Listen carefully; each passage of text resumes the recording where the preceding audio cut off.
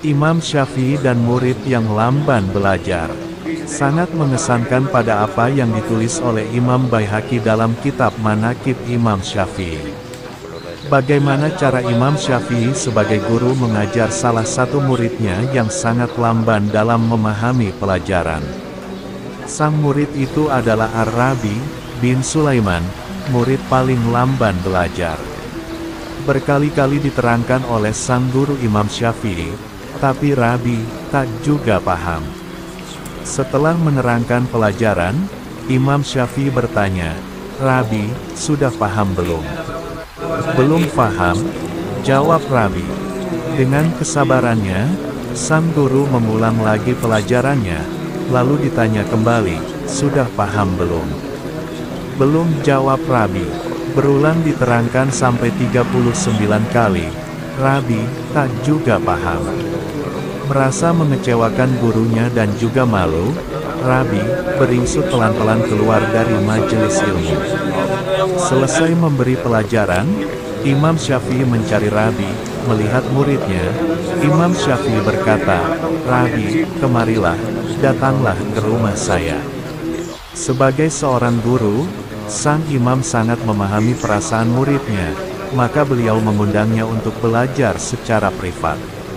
Sang imam mengajarkan Rabi secara privat, dan ditanya kembali, "Sudah paham belum?" Hasilnya, Rabi bin Sulaiman tidak juga paham.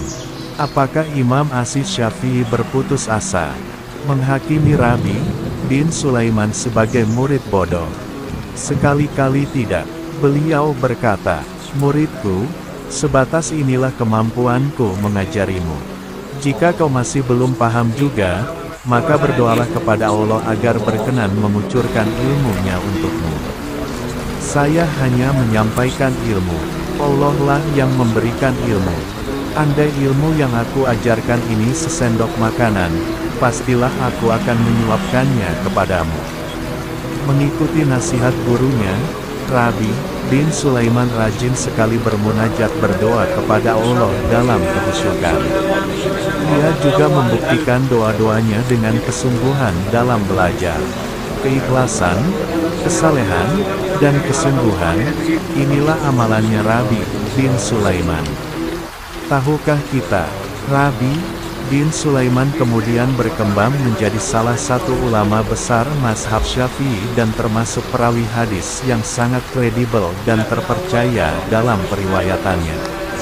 Sang murid bermetamorfosis menjadi seorang ulama besar. Inilah buah dari kesabaran Imam Asy-Syafi'i dalam mengajar dan mendidik.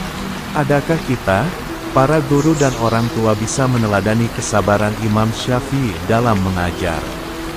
Berapa kuat kita meyakini bahwa tidak ada anak dan murid yang bodoh? Sudahkan kita, para guru dan orang tua, mendoakan anak-anak dan murid didik kita agar dipahamkan pelajaran? Sudahkan kita, para guru dan orang tua, memotivasi anak murid kita agar gigih berdoa kepada Allah Ta'ala?